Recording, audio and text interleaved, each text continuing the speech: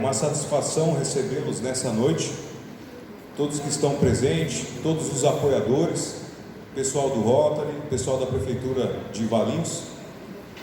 Eu acho essa uma ação extremamente importante, justamente falando da importância da saúde mental.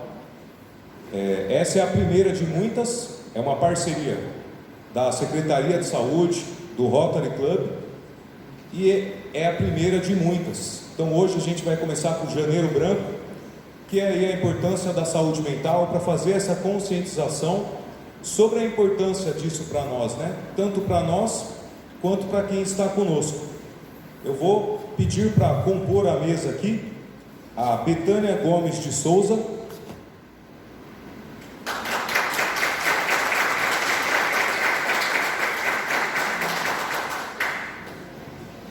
A Betânia é vice-presidente do Rotary.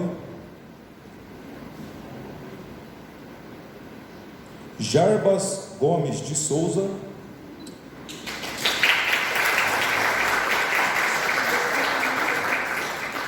Nosso companheiro rotariano, desculpa pessoal, é Jarbas Lopes Barbosa.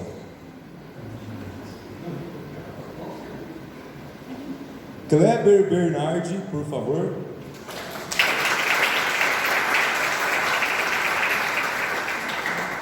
O Kleber, doutor Kleber, advogado, também vai fazer uma palestra para nós sobre os direitos das pessoas com transtorno de burnout. Daíse de Cássia Uliane Sandrini.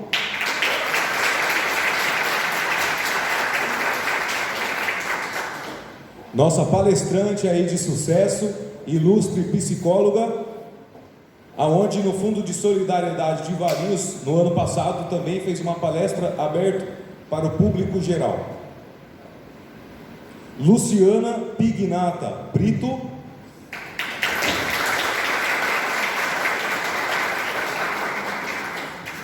A Luciana, nossa secretária de saúde, está vindo com essa nova gestão, um novo tempo, e está aqui para evidenciar que inicia-se uma gestão humanizada em saúde em Valinhos. Podem se sentar.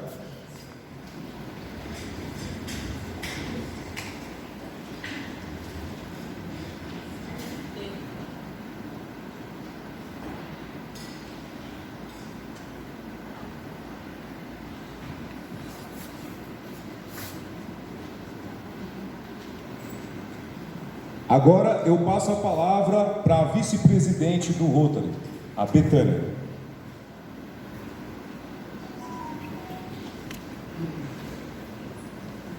Boa noite a todos, é um prazer recebê-los aqui hoje. Em nome do Rotary Clube de Valinhos, agradeço a presença de todos aqui que se dispuseram a deixar suas rotinas diárias, seus afazeres para estar aqui junto para escutar um pouquinho sobre a saúde mental. A presidente do Rotary não pôde comparecer, pediu para justificar a ausência, mas deixou um abraço para todos. Eu expresso meu agradecimento ao presidente da Câmara de Valinhos, vereador senhor Israel Stupenaro, por nos conceder esse espaço.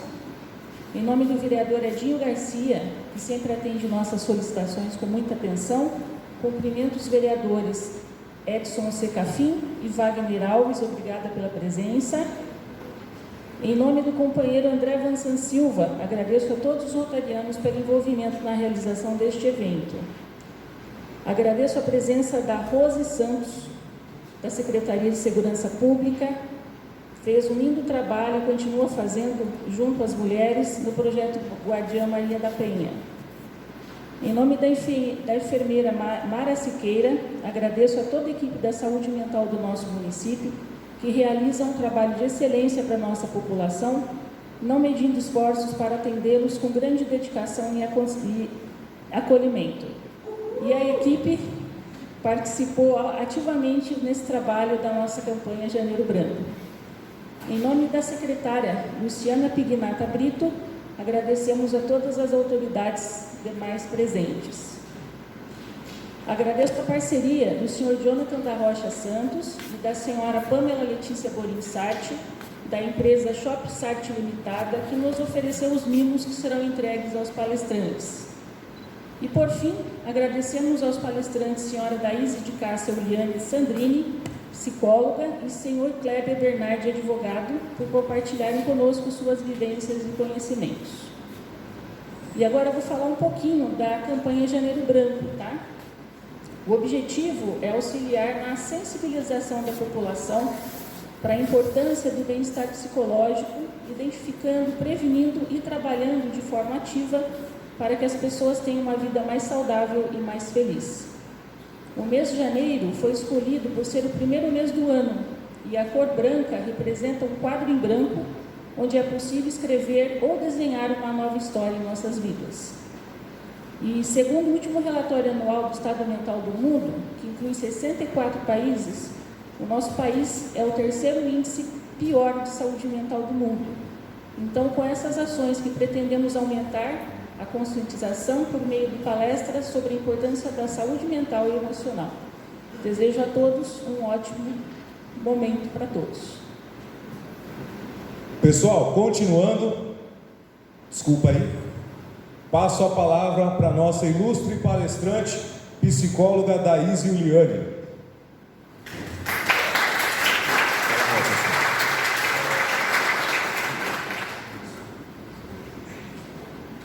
Olá, boa noite a todos. Que desafio, né? Para quem gosta de falar sobre saúde mental, ter uns 30 minutos, né? Mas eu espero esta noite poder contribuir com todos vocês com muitas reflexões. Esse é o meu objetivo, para que vocês saiam daqui pensando o que eu estou fazendo com a minha saúde mental. Então, primeiramente, eu quero trazer para vocês, falar sobre saúde mental em psicanálise, que é a minha abordagem clínica, é um desafio. Por que é um desafio? Tudo bem eu ficar andando, né? Então tá. Por que é um desafio? Porque a psicanálise, ela vai na contramão de tudo aquilo que a gente tem ouvido, de tudo aquilo que a gente tem recebido de informações. O que eu estou querendo dizer? Quantas pessoas aqui, e olha, eu vou falar uma coisa, eu gosto que vocês participem, então vai ser dinâmica, tá? Tá tranquilo. Eu gosto que vocês participem. Quem aqui já ouviu a frase assim, ó, trabalha enquanto eles dormem? Levanta a mão. Ó, isso é saudável? Não mesmo, não é, né?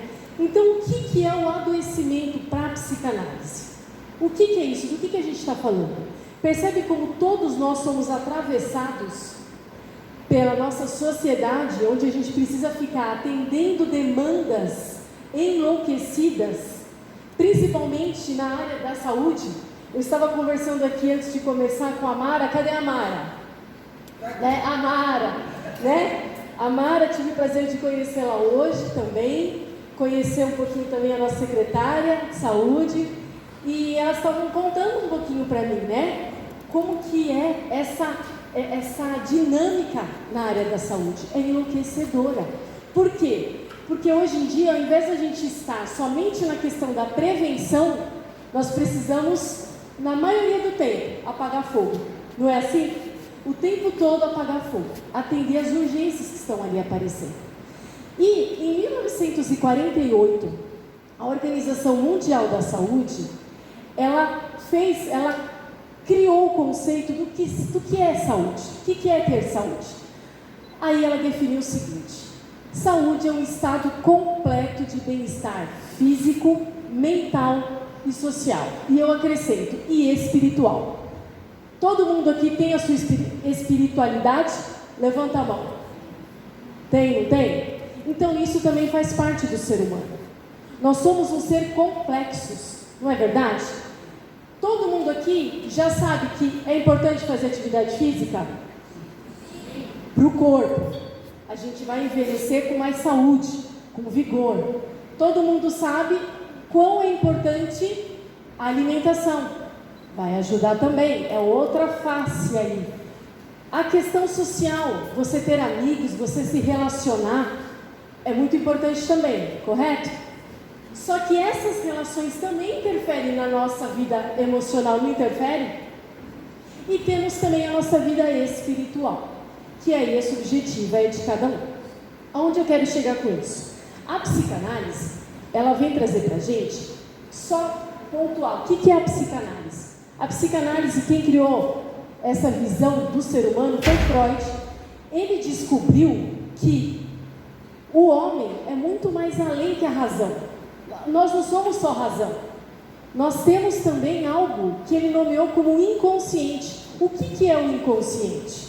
Inconsciente é aquele espaço que não tem um lugar específico, se está no nosso cérebro, se está na nossa perna, se está no nosso estômago. Ele existe em nós, está em nós.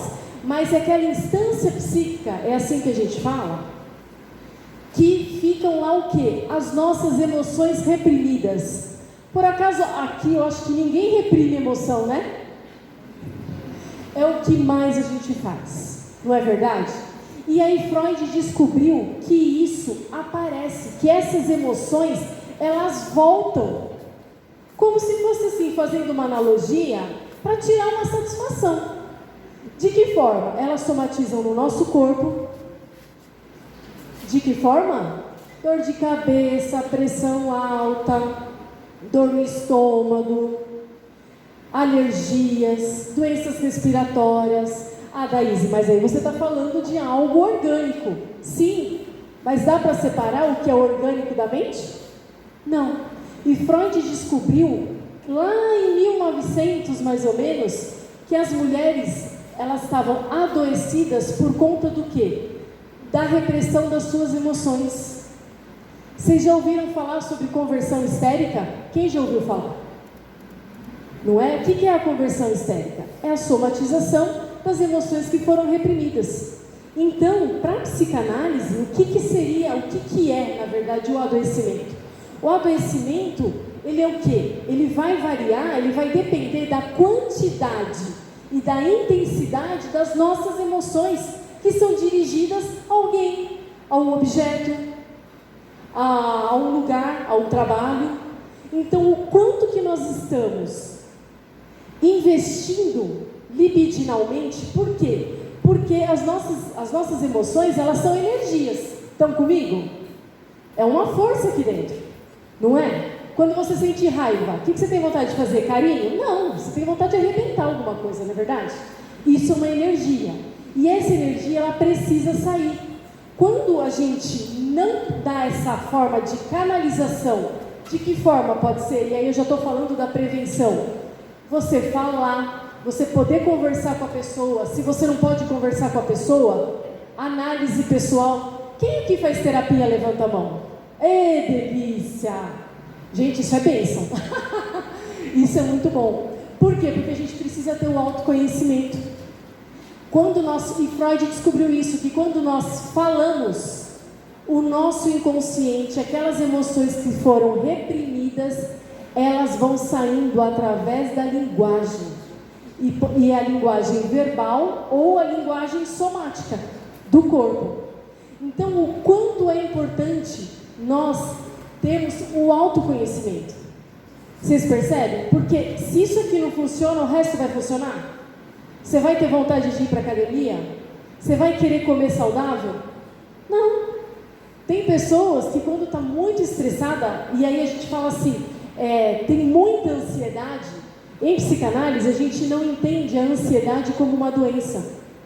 Por quê? Porque a ansiedade é a ânsia de viver. A ansiedade, a gente precisa dela para poder levantar de manhã, para a gente poder se locomover.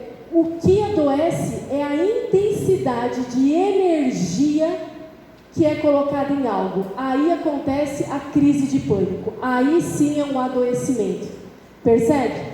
E para não chegar numa crise de pânico, o que é preciso? Ouvir as nossas emoções. Daíse, como que eu faço isso? E aí Freud foi descobrindo, né? Como que essas emoções reprimidas, elas aparecem. Lá em 1893, ele fez o primeiro livro, A Interpretação dos Sonhos. Ali ele descobriu, ele escreveu o que ele tinha descoberto, aliás. Ele descobriu o quê? Que nos nossos sonhos, o nosso inconsciente se manifesta. Aparece ali as nossas emoções reprimidas. Os nossos sonhos não são sonhos loucos? Uma pessoa com a cabeça o corpo de uma pessoa, a cabeça do outro, aparece um dragão voando, nada a ver, né? De repente aparece um coelhinho junto. São sonhos loucos que nós temos, mas dentro de um setting terapêutico, isso tem sentido na sua história de vida.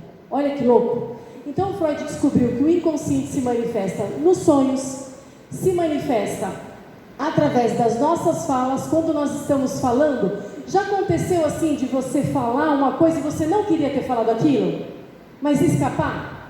Já aconteceu com alguém? Sabe como que chama isso? Ato falho. É o quê? Foi um lapso da consciência. Ela deixou passar algo do inconsciente aí. E isso está querendo dizer algo sobre você, sobre a sua história de vida. Então, tem essas formas que o inconsciente se manifesta. E aí, nós, psicanalistas, nós vamos aprendendo como que isso funciona.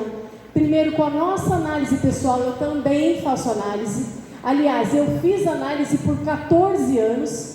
Agora eu dei uma parada, eu acho que está bom um pouquinho, né? 14, direto, assim, né? Mas se precisar eu volto, não tem problema nenhum. É muito importante, porque a análise, ela não é somente para quem tem problemas. A gente não precisa estar numa crise para procurar ajuda. Não é verdade? A gente pode fazer a prevenção, que é o que nós estamos fazendo aqui, né? Você não precisa ter um burnout, como o Dr. Kleber vai trazer aqui, para você se tratar. Então ele vai trazer aqui a definição, ele vai trazer os conceitos, mas você já sabendo, você pode se antecipar. E tendo o mínimo de conhecimento disso que eu estou falando, ficando um pouquinho com vocês, é o suficiente para começar no autoconhecimento. E não permitir chegar num burnout, como em outras crises, numa depressão, na própria crise de pânico, não é verdade? E a Organização Mundial da Saúde, eu achei muito bacana, porque ela colocou um bem-estar na definição de saúde, um bem-estar físico, mental e social, eu acrescentei o espiritual. Eu achei muito bacana, por quê? Porque ela já está entendendo que nós somos um ser complexo, que nós não somos só razão. E vocês perceberam que nessa definição não fala de ausência de doença? Não fala sobre ausência de doença. Por quê? Porque nós estamos inseridos no mundo. E aqui é só maravilhas? Não. E desculpa, mas eu preciso falar. A maioria do tempo são de lutas, não é verdade? São de muitas angústias. Momentos de felicidade são pontos. E nós hoje estamos vivendo como máquinas, o tempo todo. E isso que está adoecendo. Por quê? Porque tem a cobrança do social, tem a cobrança muitas vezes da família e tem a nossa própria cobrança. Estão comigo? Estou falando mentira? Não. E por isso que nós estamos adoecendo. Por quê? Porque a intensidade de energia que se volta contra nós, porque nós não podemos olhar para cada um de nós, o que tem aqui dentro, e estamos toda hora reprimindo as nossas emoções, o que vai dar? Vai dar ruim, não vai? Vai. E aí eu quero trazer um caso para vocês, para ficar didático, para vocês compreenderem. Não quero demorar mais. Eu atendi uma paciente, eu sou paulista, eu estou aqui em Valinhos faz 10 anos. E quando eu comecei a atender lá em São Paulo, eu atendi uma paciente, mais ou menos, ela tinha mais ou menos uns 24 anos. Fala o nome aí, André, qualquer nome. A Júlia. Se tiver alguma Júlia aqui, Júlia, fica tranquila, não é pessoal, não é com você. Se você se angustiar, fala comigo no final. Eu dou um atendimento gratuito, tá bom? A Júlia, vamos chamar assim minha paciente, a Júlia, o que aconteceu com ela? Ela me procurou, foi indicada por uma outra pessoa que já me conhecia.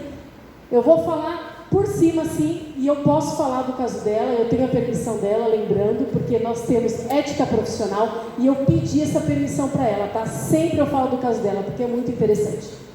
O que aconteceu com a Júlia? A Júlia chegou reclamando, né, com a demanda de... Ela só chorava, e começou a ter crises de pânico, e começou a ter medo de macarrão e Coca-Cola.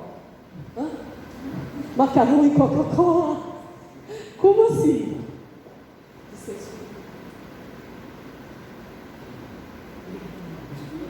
A mistura tá boa, né? Macarrão e Coca-Cola. Ah, dá medo. Macarrão e Coca-Cola. Só que o macarrão e a Coca-Cola foi aparecer depois de um tempo na análise dela. A princípio, ela veio com essa demanda. Eu só choro, não sei por que eu só choro, e eu estou tendo crise de pânico. Aí eu vou investigando, vou ouvindo, né? Aquela escuta clínica, atenção flutuante, que nós chamamos em psicanálise, porque por trás do que o paciente fala, a gente chama, tem um fio associativo. O paciente não sabe, mas nós sabemos. O inconsciente vai se manifestando ali e nós vamos juntando o que o paciente está falando e devolvendo isso para o paciente em forma de questionamentos, e ele vai nos dando a informação. E aí ela falou o seguinte: olha, eu não sei direito o que aconteceu comigo, mas eu sei assim, eu sou recém-casada e desde quando eu me casei eu só comecei a chorar. Tá, eu morava com a minha mãe, a Júlia falando, eu morava com a minha mãe, eu perdi meu pai, isso eu estou resumindo, tá? Eu perdi meu pai quando eu era criança, em torno de uns 5, 7 anos, depois aí o meu avô paterno assumiu esse lugar, e depois de 5, 6 anos o meu avô paterno morre. E aí eu senti muito, porque eu perdi 2, né? E naquele momento eu falei, uau, você perdeu 2 pais, né? E aí ouvindo, e ela falou assim, sabe, Daís, e aí um dia uma coisa muito estranha aconteceu. Eu cheguei do trabalho, cansada, fui tomar banho, e aí meu marido quis fazer uma surpresa para mim. Ele foi preparar o jantar. Aí ele foi preparar o jantar, e todo bonitinho, fez a mesa posta, agora está na moda, né? Mesa posta, naquela época, imagina um homem fazendo, já erga a mão pro céu, agradeça, né? A hora que eu saí do banho, para sentar à mesa e comer, eu entrei em crise. Eu comecei a chorar, mas eu chorava, que eu grudei na parede e comecei a escorregar. Eu imaginei novela, né? Sabe aquela mulher em desespero escorregando assim, né? Eu falei, uau, o que está acontecendo? Ela falou assim, eu comecei a escorregar ali, e aí, antes que eu caísse, meu marido me pegou no colo e me colocou no sofá, e eu soluçava, e ele tentando me acalmar, até que depois de um tempo, depois assim de meia hora, quase 1 hora, eu consegui falar que eu estava chorando porque eu vi a mesa, e ele ficou sem entender. Aí ele falou, mas o que aconteceu? Ela falou, eu vi o macarrão e a Coca-Cola. Ele falou, mas o que tem? Vamos comer. Aí ela falou assim, não, eu não posso, eu não quero. E ela não entendia. E aí, mais análises. Eu falei, mas espera um pouquinho. O que tem o macarrão e a Coca-Cola? Aí vem uma outra questão teórica. Freud fala que os nossos sintomas, eles voltam mascarados. O que é isso? Eles vêm de um jeito, mas eles aparecem de outro. Olha que loucura! O que tem a ver o macarrão e a Coca-Cola, gente? Nada a ver. E aí ela pegou e falou o seguinte, Daís, quem gostava de Coca-Cola era o meu pai. E quem gostava de macarrão era o meu avô. Uau! Falei, tá, mas por que você não toma? O que acontece? Ela falou, eu não consigo, eu só choro. Eu falei, fala mais. E a gente gosta dessa frase. Fala mais sobre isso. Fala mais sobre como foi o dia da morte do seu pai. Aí ela contou e falou que foi impedida de participar do velório. Ela era pequena e não pôde participar do velório. E eu falei, e do seu avô? A mesma coisa. Tinha brigas familiares. E a avó paterna impediu ela e a mãe dela de participar. Falei, como que foi isso para você? Ela falou, foi terrível, porque eu não pude me despedir. Aí eu já entendi. Eu falei, enquanto ela não resolver isso, enquanto ela não falar tudo que ela queria falar para essa avó, para esse pai, para esse avô, ela não vai comer ela não vai tomar Coca-Cola e comer o macarrão. Eu falei, ela vai me achar muito louca. Bom, o psicólogo já tem essa fama, né? Eu falei, não tô nem aí, deixa ela me achar doida. E aí eu falei, é o seguinte, Júlia, o que você gostaria de falar para sua avó? Eu falei, você não vai até ela, fala aqui para mim. Ela começou a falar. Tá.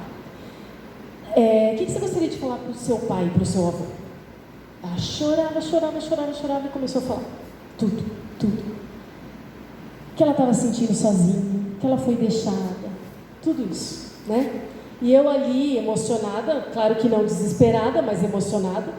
Ela estava desesperada. E tá bom. Passou, fomos para outra sessão. E ela começou a falar ainda sobre isso. Eu falei, é o seguinte, eu sei das suas crenças. Lembra que a gente tem uma parte espiritual? Eu sei das suas crenças, eu também tenho a minha. E a minha não vai interferir nada na sua, eu sou neutra aqui, né? Eu quero que você entenda que isso que eu vou te falar não tem nada a ver com a espiritualidade, mas tem algo a ver com a linguagem do sintoma. Onde o seu avô e o seu pai estão enterrados? Aí ela, no cemitério do Morumbi, lá em São Paulo. Ela falou, inclusive, eu lembro que o meu pai foi enterrado quando Ayrton Senna morreu. Então a gente está falando em 94. E eu lembro que eu me escondi atrás de um túmulo e estava vendo eles fazerem o enterro lá de longe. Eu falei, tá. Eu falei, você tem coragem de ir lá? Ela fez assim, tenho. Eu falei, por quê? Como você não teve essa vivência de se despedir do seu pai e do seu avô, e existe um lugar, né, físico, que você possa fazer isso, que você pode fazer isso, eu gostaria que você pensasse, o que você acha? Se você quiser eu posso te acompanhar, ou você fala para o seu marido, ou se você quer ir sozinho, vai até esse lugar, até o túmulo, e você começa, você sabe também que o seu pai não está mais lá, de acordo com a crença dela, né? Você sabe também que o seu pai não está mais lá, mas você precisa fazer isso. E ela falou, tá. Eu falei, depois você vai no túmulo do seu avô e você faz a mesma coisa. Ela, tá. Eu falei, fica a dica, fica aí a reflexão. Passaram dias, tal, a análise foi continuando. Aí ela chegando num momento e fala, Daís, eu fui no cemitério. Eu, e aí? O que aconteceu? Ela, menina, tirou um peso. Eu falei, sério? E eu ria, mas sabe assim, de gostoso, de ver a leveza dela. Ela falou, tirou um peso dos meus ombros. Eu falei, por quê? O que aconteceu? Ela falou, mas eu falei tudo. Eu saí de lá, mas tão leve. Eu me conta o que você falou. Vamos minimizar, vamos tirar toda essa energia, né? E ela repetiu tudo que ela foi falando. Falei, que beleza.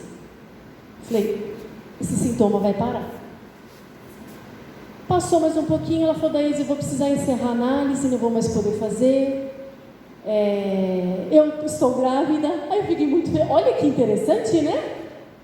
Resolveu uma situação, pôde gerar, não estava podendo gerar.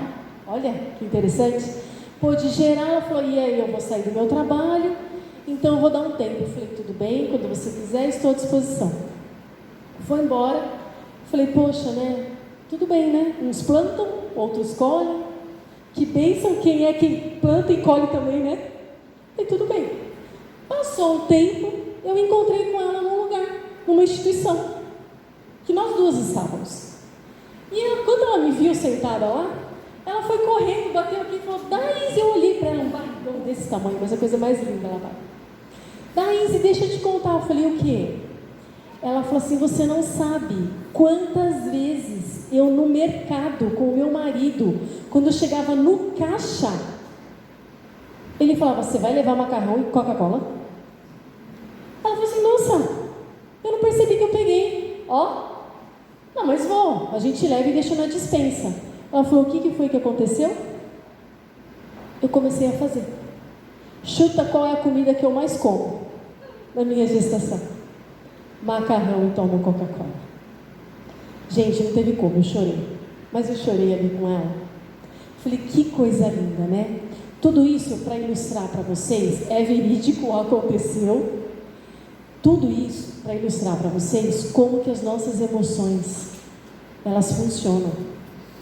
E aí, eu termino, já está no meu horário? Não tá? Pode? Ah, que bom, então tá bom. Então vocês me dão um toque aí. E aí, o que acontece?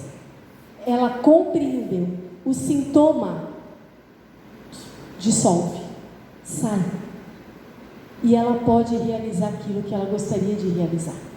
E isso acontece com todos nós. Quantas coisas, aí minha pergunta para vocês, quantas coisas estão dentro de cada um de nós que a gente nem tem noção? Não é verdade? Né? E assim, quanto mais velhos nós vamos ficando, mais história de vida nós temos, mais vivência nós temos. E o que nós estamos fazendo com as nossas vivências?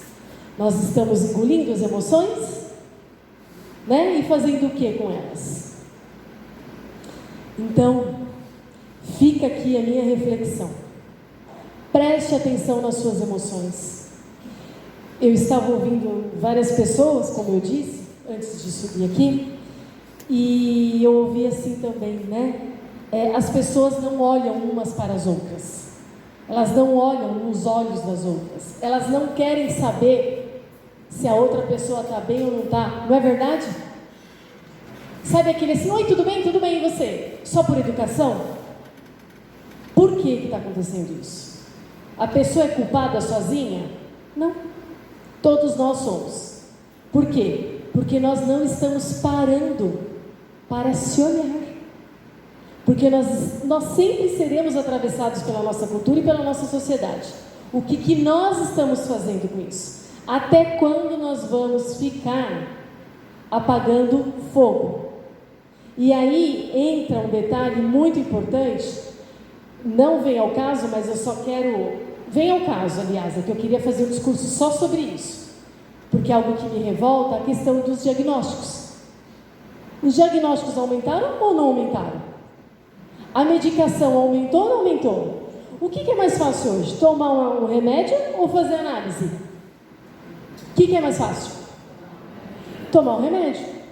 E aí... com essa questão de um remedinho aqui, vai lá que você vai voltar show de bola, você vai continuar, os psiquiatras, nada contra, inclusive eu preciso de vocês, são meus parceiros. O que como eles gostam de falar, é que é importante a pessoa estar funcional. Ah tá, você está comendo, você está dormindo, você está indo trabalhar, está tudo bem. E a sua vida emocional? Né? Não está tudo bem. Por quê? Porque a medicação, ela tira o sintoma, mas ela não resolve a causa. Vocês entenderam a profundidade disso? Por isso que eu no consultório, eu encaminho para psiquiatra. Eu tenho um psiquiatra que é meu parceiro e eu encaminho para ele os meus pacientes. Por quê? Primeiro, porque eu conheço o profissional que ele é, eu sei que ele não pesa a mão. O que é pesar a mão? Dopar o paciente. Por quê? Porque eu preciso que o paciente continue tendo autonomia, né? Ele precisa ter autonomia. Ele é um ser desejante, ele precisa decidir, tomar decisões. Então, eu indico para este profissional que eu conheço, é da minha confiança, para trabalhar junto comigo. Por quê? Porque tem pessoas que chegam no consultório em crise de ansiedade ou uma depressão muito profunda. O que acontece? A pessoa ela consegue falar? Não. Então ela precisa naquele momento tomar uma medicação para aquela medicação aumentar o nível ali de serotonina ou dopamina ou diminuir, né, algum desses neurotransmissores para a pessoa ter um mínimo de consciência para poder falar da própria vida. Aí para ela ter um momento de reflexão da sua própria história e eu ajudá-la a refletir e ela chegar numa resposta. Entende como é sério isso? Como a automedicação é séria também? Porque as pessoas, isso é tudo sintomático. E o sintoma, para a psicanálise, é totalmente diferente da medicina. A medicina vê o sintoma de que forma? A pessoa está com febre, a pessoa está com uma dor, é sinal que a pessoa está doente. Eu preciso fazer o quê? Eliminar. Eliminar aquele sintoma e deixar ela curada. Mas lembra na definição da Organização Mundial da Saúde? Quem disse que ter saúde é ausência de doença? E outra, se aquele sintoma está ali, é claro que precisa tratar. Mas tem a outra parte emocional, e é sobre ela que eu estou falando. Então a medicina, quando você vai no psiquiatra e não faz terapia, eu falo isso com muita propriedade, é o que eu mais vejo no consultório. Você vai tomar remédio por muito tempo. Por muito tempo. Por quê? Porque você não quer lidar com o sintoma.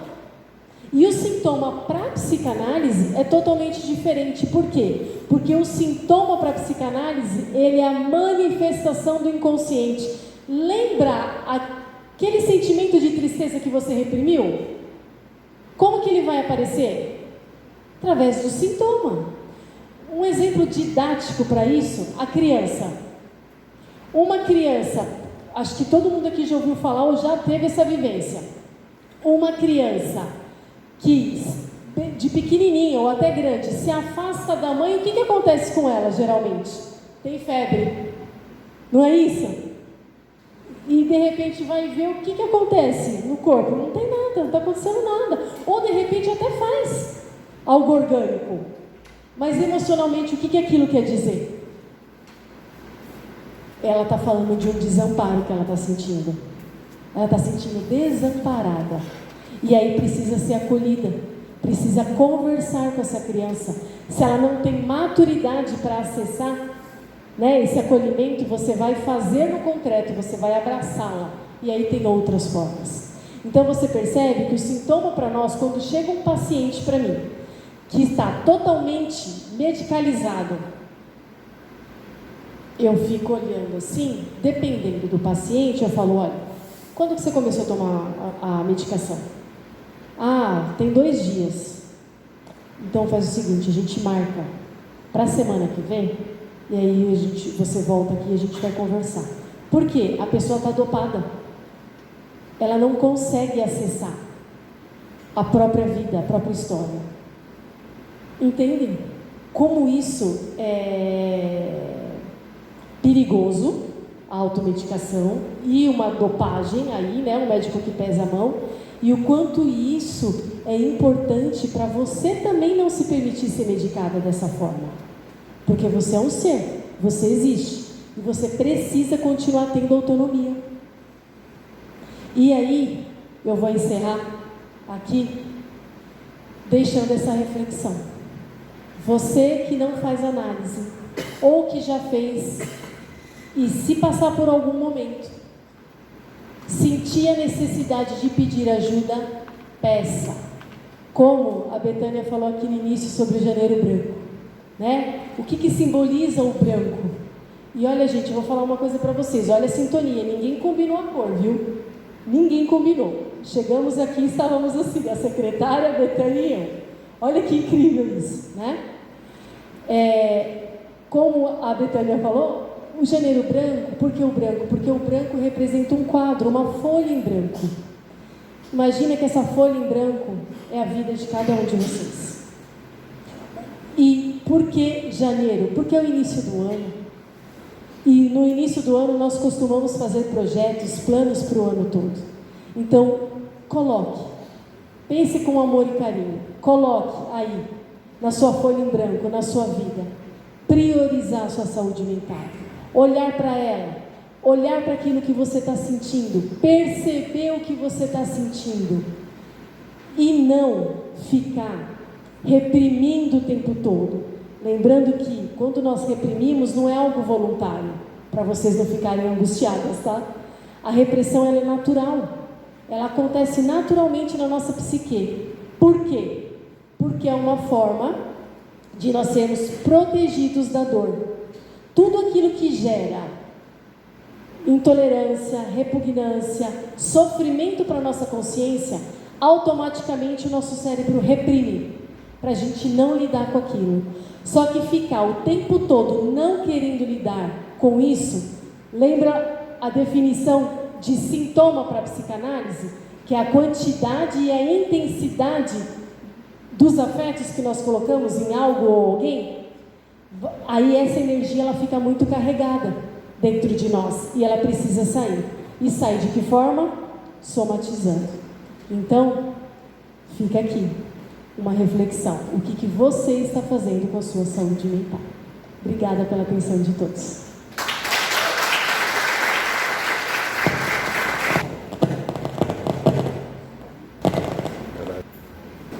Foi? Dalis Juliane Paulista, reside em Valinhos desde 2014, casada, psicóloga clínica em Valinhos, especialista em psicoterapia, atuou na Unicamp, Unipaulista, aperfeiçoamento em comportamento suicida, estratégias de prevenção pela Unicamp, aperfeiçoamento em clínica psicanalítica da adolescência, psicóloga psicanalista voluntária na Guarda Civil Municipal de Valinhos por 7 anos, com trabalho de psicoterapia de grupos com os agentes e palestras sobre saúde mental, prevenção e tratamento. Mais uma vez, muito obrigado, Daísa.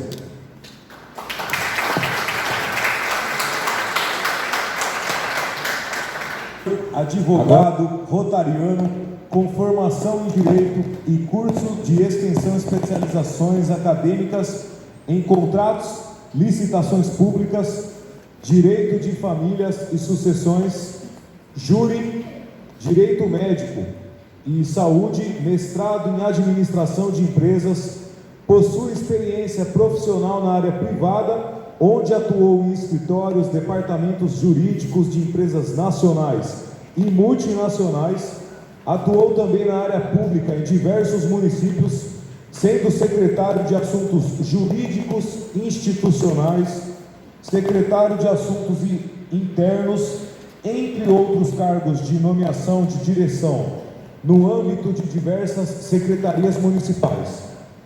Foi conselheiro municipal de Saúde, Educação, Meio Ambiente, Direito das Mulheres, além de ser membro e presidente da comissão da OAB, tais quais acompanhamento legislativo, diversidade, eventos, direito das mulheres, combate à violência doméstica, penal, processual e processual penal.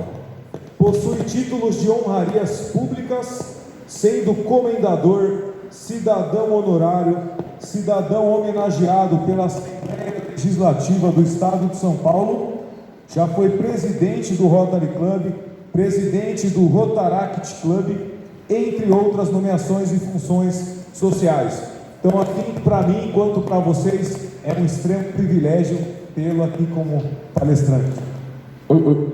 Boa noite a todos. Primeiramente, é uma honra estar aqui com os senhores, com as senhoras, e é uma honra estar com essa mesa privilegiada e abordarmos um assunto que é tão importante e tão falado, mas ao mesmo tempo pouco falado, que é a saúde mental. A saúde mental, ela é tão importante quanto um motor que gera uma força. Porque se nós estivermos com o nosso corpo bom e a cabeça não estiver boa, nada está bem. E para a gente abrir, o nosso tema vai ser um pouquinho sobre burnout. Acho que todo mundo já ouviu falar o que é burnout. Mas a gente vai entender de uma forma leiga, não é uma abordagem clínica, o que é o burnout. Mas para isso... Isso. Então nós vamos ouvir uma música e vamos prestar atenção na letra. Ela tem uma melodia bem gostosa, mas a letra ela traz uma informação bastante importante.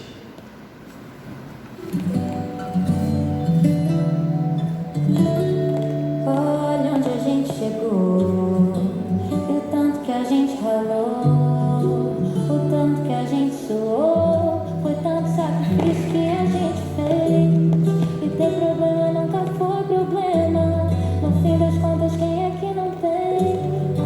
Mas hoje eu tô vivendo tudo aquilo que eu pedia todo dia antes do amém. Nós estamos aqui, nós estamos vivos, estamos bem. Já é motivo pra gente comemorar. Chegando sem passar por cima de ninguém. Papai do céu fortaleceu na caminhar. Nós estamos aqui, nós estamos vivos, estamos bem. Já é motivo pra gente comemorar.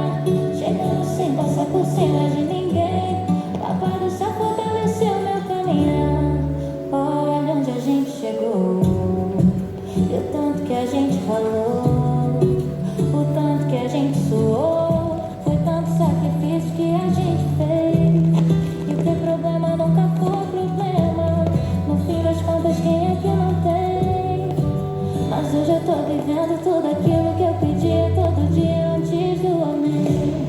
Nós estamos aqui, nós estamos vivos, estamos bem. Já é motivo pra gente comemorar. Chegando sem passar por cima de ninguém. Papai do céu fortaleceu meu caminhar. Nós estamos aqui, nós estamos vivos, estamos bem. Já é motivo pra gente comemorar. Chegando sem passar por cima de ninguém. Papai do céu fortaleceu meu caminhar.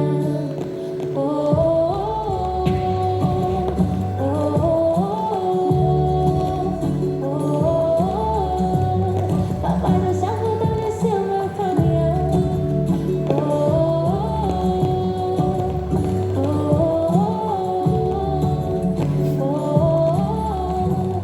Papai do céu fortaleceu meu caminhar. Pois é, olha onde a gente olhou, tanto que a gente ralou. Acho que todo mundo chega, mas todo mundo rala. E o burnout está relacionado a isso, o quanto a gente rala. É bastante importante a gente fazer um parênteses, que a relação do burnout, ela só se dá em ambiente profissional. Então, o que é o burnout?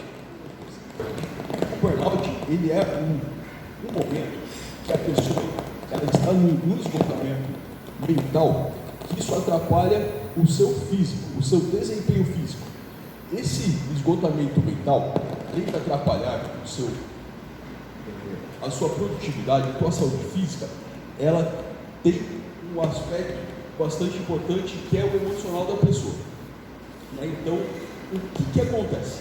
As pessoas, elas fazem parte dos seus trabalhos e cada vez mais nós estamos no mundo que as informações, as pressões, as metas, um ser melhor que o outro é mais presente, até por uma questão de sobrevivência. O mundo moderno hoje, ele não é aquele mundo que era dos nossos pais, que era dos nossos avós. É muito comum a gente pensar que o tempo hoje ele é mais curto que o tempo de antigamente. Mas o que se dá isso? É o tanto de coisa que a gente tem para fazer. E nesse tanto de coisa que a gente tem para fazer, a gente muitas vezes não sabe colocar as limitações e a gente acaba absorvendo, a gente acaba fazendo muito além do que nós deveríamos fazer, não no aspecto produtivo, mas no aspecto do nosso corpo, o aspecto do nosso limite. Até aí, é muito comum a gente saber que isso acontece. É uma questão de sobrevivência. Só que isso, pessoal, isso atrapalha a saúde, atrapalha a sua produtividade, atrapalha a sua família. E é o que nós vamos ver aqui. Um pouquinho do que é isso e um pouquinho de como a gente pode fazer para evitar esse problema. Ou melhor, para que a gente saiba lidar com esse problema de uma forma um pouco como a nossa doutora falou. Às vezes a gente não vai fazer análise, a gente tem que saber lidar com um pouquinho desse problema, mas de uma forma pessoal. Nós vamos trazer um pouquinho sobre isso.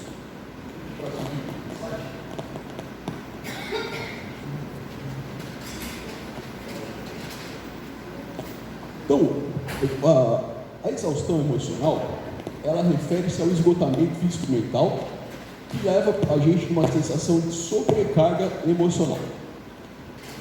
Isso também traz para a gente uma despersonificação. O que é?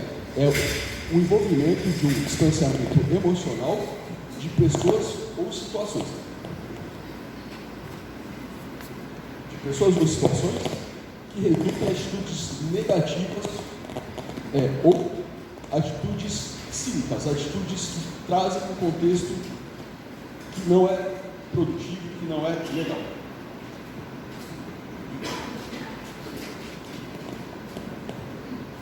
Redução da realização pessoal. Então, a redução da realização pessoal é a sensação de não se está alcançando objetivos e aquela sensação de que a gente faz e não fez o que tinha para fazer. Bom, então, isso é um pouquinho da definição do burnout. Quais são os sintomas comuns?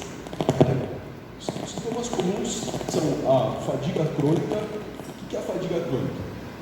É aquela sensação de exaustão, aquela sensação de que a gente não aguenta fazer mais nada, seja na parte física ou na parte mental. Aquele momento que a gente acorda e está cansado. A gente acorda e parece que não dormiu. Aí, isso é uma fadiga crônica. Então, isso é um dos sintomas. Insônia. Problemas com o sono. As pessoas não conseguem dormir. Pessoas que sofrem de burnout, elas têm uma dificuldade muito grande para ter um sono tranquilo, para ter um sono contínuo. Às vezes demora a pegar o sono, às vezes acorda no meio da noite e não consegue dormir mais. E muitas vezes acorda pensando no que fazer, acorda pensando nos problemas que não foram resolvidos.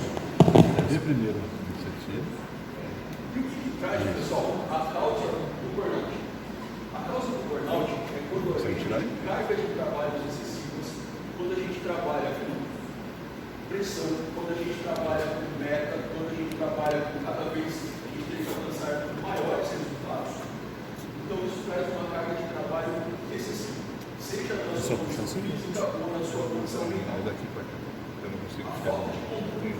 Quando a gente está no trabalho, quando a gente tem as tarefas, a gente tem as responsabilidades, cada vez a gente tem mais responsabilidade, cada vez a gente é cobrado por mais resultados. Isso contribui para que o estresse aumente e para que, consequentemente, cause o burnout nas pessoas. Outra causa do burnout são ambientes de trabalhos tóxicos. Aqueles ambientes de trabalhos que são desafiadores, pessoas que trabalham com a gente não são reais, pessoas que não valorizam o seu trabalho, ou criticam mesmo que aquilo esteja sendo feito correto, não está bom. Isso é um ambiente de trabalho tóxico. Ou seja, isso faz com que o burnout comece a aparecer. E também falta de apoio social. E a falta de apoio social são aqueles ambientes de trabalho. As pessoas não têm uma conexão com o seu corpo. Opa, agora vai. Então, a ausência do apoio social no trabalho pode deixar as pessoas mais vulneráveis ao burnout. Ou então, essas são as causas que podem trazer esse malefício para as pessoas.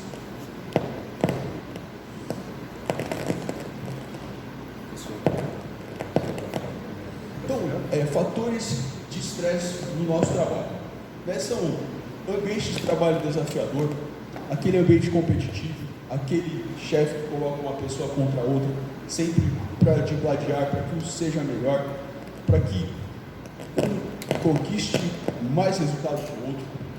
Quando que aquela chefia traz os prazos apertados, muita coisa para fazer em pouco tempo, sob pena de você não cumprir a tua meta, sob a pena de você não ser eficiente. Responsabilidades excessivas. Quando uma pessoa tem que cuidar de muitas coisas. Responsabilidade excessiva, muitas vezes ter o controle de tudo, não é o que as pessoas pensam. Ter o controle de tudo pode trazer muitos malefícios, causa estresse e faz com que as pessoas caminhem para o burnout. Outro fator de estresse do trabalho é aquela falta de reconhecimento. Você faz e nunca tem um reconhecimento. Tudo isso causa um estresse que vai ser a tua válvula motriz aí para que o burnout aconteça e que o burnout aconteça e que você fique com todo esse problema que nós estamos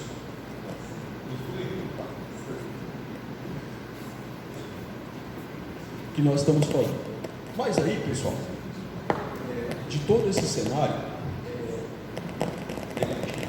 de alto estresse, para causa do trabalho, nós temos que saber que a gente tem que ter um equilíbrio do trabalho e a vida da gente, né? Então, aí está o nosso ponto de reflexão. Muitas vezes a gente entra naquele ritmo do trabalho, a gente entra naquele ritmo do desafio, a gente entra naquele ritmo de sobrecarga de trabalho e a gente esquece que a gente tem uma vida, a gente esquece que a gente tem uma saúde, a gente esquece que a gente tem uma espiritualidade, a gente esquece que somos seres humanos. E muitas vezes está mais em nós do que na pressão que o trabalho faz na gente. Então, a importância do equilíbrio é nós nos conhecermos, é nós sabermos o que faz bem. O que faz bem para uma pessoa, talvez não seja o que faça bem para outra. Então, o autoconhecimento é o fator principal para que você saiba o que te faz bem e você consiga equilibrar a tua vida e o teu trabalho. Não falta esse estresse. Então, prevenir é uma das formas que a gente consegue deixar esse problema longe.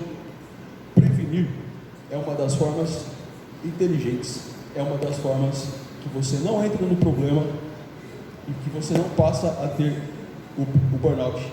Então, quais são as estratégias de prevenção? Estratégia de prevenção é pegar leve. Tá? É pegar leve, é ter a sua responsabilidade, mas saber até onde essa responsabilidade vai. É você saber o teu ponto de equilíbrio, é você saber o teu ponto limite. Ah, mas o meu trabalho isso não existe. Primeira coisa, será que não existe ou será que você que não vê isso? Se de fato não existe, esse trabalho ele vai te adoecer. E aí vale a pena continuar nesse trabalho? Trabalhar, todo mundo precisa. Mas trabalhar com qualidade, para envelhecer com qualidade, ter saúde, é fundamental. A gente não pode deixar a nossa saúde no trabalho, depois ficarmos sem saúde, ficarmos com uma velhice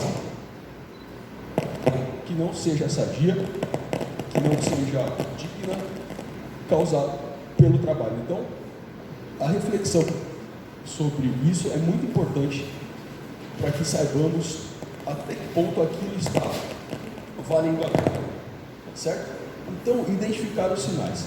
Identificar os sinais, se aquilo que você está passando, ele está excedendo o teu limite ou não, é um fator bastante importante para que você consiga saber se você deve ou não se manter ali.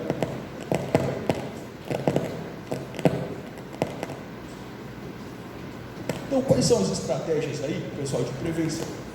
Primeira coisa, estabelecer limites. Tá? Estabelecer limites.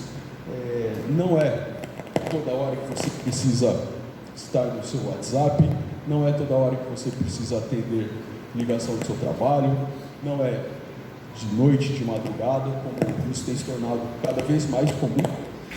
O trabalho, você sair do trabalho, mas o trabalho não te deixar. Uma das coisas que propicia isso é a tecnologia, celular, WhatsApp.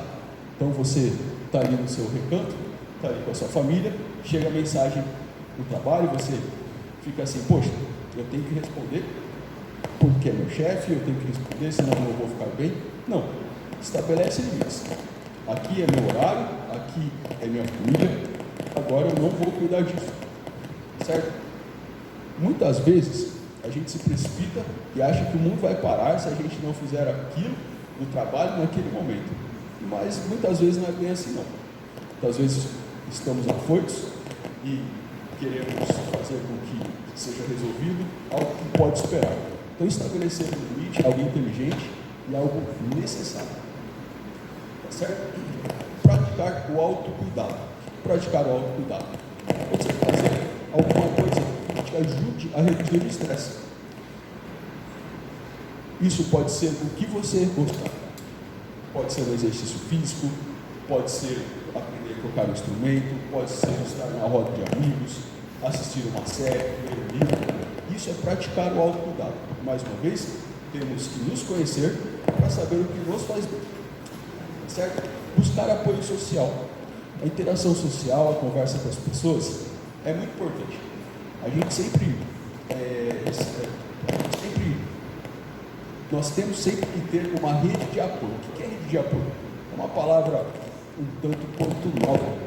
São pessoas, são amigos próximos que você possa conversar e você possa falar o que você pensa e a pessoa fala o que ela pensa sem um julgamento e refletir junto com a pessoa se aquilo está certo ou não. Então, em relação ao burnout, é muito importante você falar o que você está passando, o que você está sentindo, conversar com outra pessoa no seu trabalho assim também. O que eu faço? O que você faz? O que você faria nesse caso? Né? Muitas vezes a gente, é uma coisa tão simples, mas muitas vezes a gente esquece de fazer isso, a gente muitas vezes fala, eu não quero me expor, eu não quero falar que eu estou passando por isso, que eu estou sofrendo pressão excessiva, mas a rede de apoio é muito importante, certo? E gerenciamento do tempo, né? Então, mais uma vez, o gerenciamento do tempo ele é muito próximo do estabelecer limites. Então, se você tem o seu horário de trabalho, você faz as coisas, e a partir do seu horário de autocuidado, você faz o seu autocuidado, então gerencie o seu tempo para o que te faz bem, para o que te mantém vivo e que te mantém sadio, certo? Então são algumas dicas aí para autopreservação. E quando a pessoa já está com o burnout, né? Quando a pessoa já está acometida por isso, como que ela pode se recuperar? A primeira coisa é a ajuda de um profissional, né? Buscar uma terapia, fazer uma análise, trazer o que o profissional consiga te ajudar em relação a isso. Questões de exercícios físicos, descanso adequado também são muito importantes, né? E tem algo que a gente não vê muito sendo praticado, que talvez não seja parte da nossa cultura, é aquela questão de meditação, relaxamento, né? A cultura oriental pratica isso e tem uma vida bastante equilibrada. Na nossa cultura ocidental não é tão comum, mas isso faz um bem danado. Então são algumas dicas aí para quem já está acometido do burnout. Então, nada mais é do que nós termos a responsabilidade, nós temos a nossa obrigação com o nosso trabalho, mas nós nos conhecemos, nós sabemos o que nos faz bem, o que nos traz algo bom e não exceder os limites. O burnout, de uma forma leiga, é sobre isso. Bom, desculpa o som que não estava muito bom, mas obrigado pela atenção.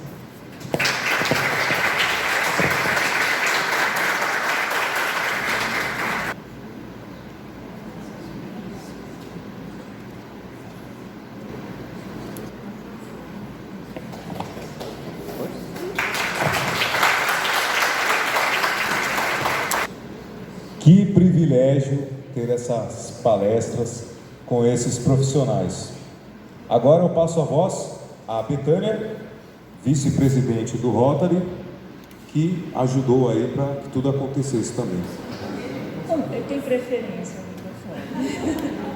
Agradeço a presença de todos vocês. Espero que a gente consiga alcançar um pouquinho do que a gente trouxe para vocês, que vocês pensem um pouquinho de tudo isso. A gente tem que cuidar sempre da gente. Cuidamos dos outros, mas a gente tem que estar bem para poder ajudar o próximo. O pessoal da saúde mental vai entregar para vocês um mimo na saída, tá? Eu vou ler aqui o que está escrito, vocês meditem e a gente vai estar aqui mais vezes e a gente conta com vocês. Saúde mental, a porta da mudança só pode ser aberta pelo lado de dentro. Dicas de saúde mental. Invista em uma boa noite de sono, cultive seus relacionamentos, mexa seu corpo, passe menos tempo em frente às telas, cuide da sua alimentação, tenha momentos de lazer. Agradeço em nome do Rotary, em nome da nossa administração, da nossa secretária da saúde aqui presente, a vinda de todos vocês aqui. Muito obrigada.